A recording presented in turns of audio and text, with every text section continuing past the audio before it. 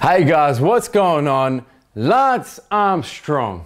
Man, we put a post up on Facebook yesterday afternoon that went a little bit viral. Let's call it viral for now. We had a bunch of comments on there and people giving their opinions on Lance Armstrong and his recent admission to Oprah, of all people, about his admitting to steroids and performance-enhancing drugs throughout his career. Man, a bunch of you guys have written emails to us asking for my opinion on it. I was withholding it because I wanted to hear what everyone else had to say first before I influenced you. Let me get a little bit closer up in here. Oh, actually, before I get started, repping the new Team Massive Joe's Performance Tee. Check that out. Get yourselves one of these. That's enough for the shameless self-promotion.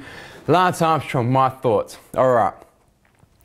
I've got a pretty strong set of thoughts about this. There's three things that I reckon, you probably want to hear about what my thoughts are, being involved in the sports supplement industry and obviously a little bit in bodybuilding, where there are obviously a lot of performance enhancing drugs and competitions for that and competitions against that.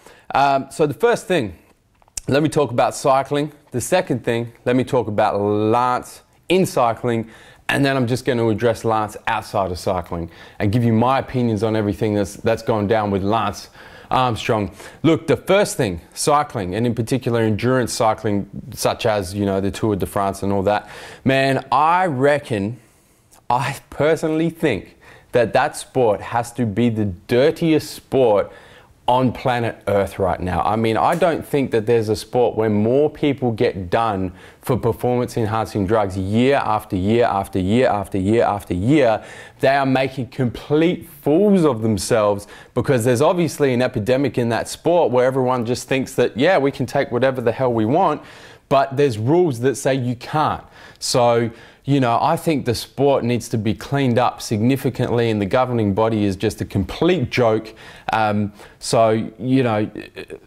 That's really where cycling stands. And I mean, Lance was probably a product of all of that, because if he didn't take performance enhancing drugs, man, he had no chance of winning any Tour de France's or no chance of winning any of those races because everyone else was taking them. So, so far as the sport is involved, I think it's a bit of a joke, to be honest. And there's a couple of things they can do here. And now this is, I think a bunch of you agree, a bunch of you disagree.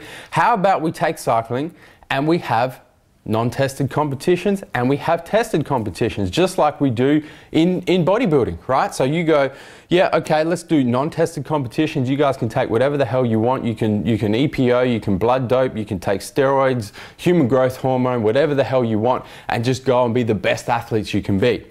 Then you have tested competitions where you're tested, so you can't take anything and everybody is natural and compete on a different level playing field. I'm not going to say that the steroids isn't level, because if everyone's taking it, it is a level playing field. So let's have non-natural competitions and natural competitions. And let me tell you something, guys, I guarantee you that the non-natural competitions will be the more popular competitions, because we as spectators want to see superhuman performances. We want to see guys pedaling up hills with 40% inclines at 40 kilometers an hour. We want to see stupid shit like that, and that's why, these guys are pushed to do what they do. So that's cycling.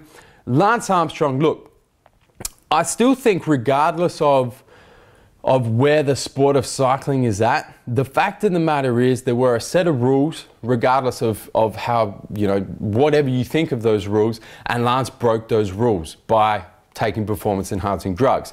There's no excuse for that. I feel very passionately about that.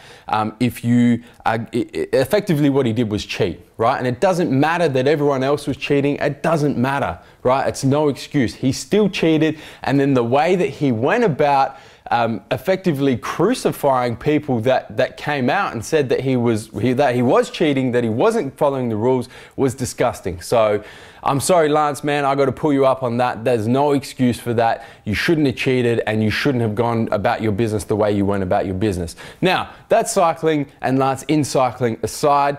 Now, if you're going to look at all of the other things that he did with his fame, with his money, in terms of cancer research, in terms of the foundations he set up, man, you can't question that. I mean, he did fantastic things with the Livestrong Foundation. He did fantastic things with all of the other foundations and charitable work that he's involved in. So, from that point of view, yes, he did cheat to get where he got to, and there's no excuse for that, regardless of the fact that everyone else was doing it. But when he did get there, he used his fame and his money for good. So, man, the scales are they're tipping. I don't know, whether you think it's acceptable, whether you think it's unacceptable. I mean, everyone's entitled to their own opinion. That's my opinion. I'm kind of in two minds about it as well. On one hand, he's a cheat, and he shouldn't have done what he did. But on the other hand, he got to where he got, and he did some pretty impressive things as well. Guys, that's my thoughts on Lance Armstrong. If you got thoughts, man, post it on the Facebook wall. I'll be more than happy to read it. You guys, where we're coming to you from. We're coming to you from MassiveJoes.com.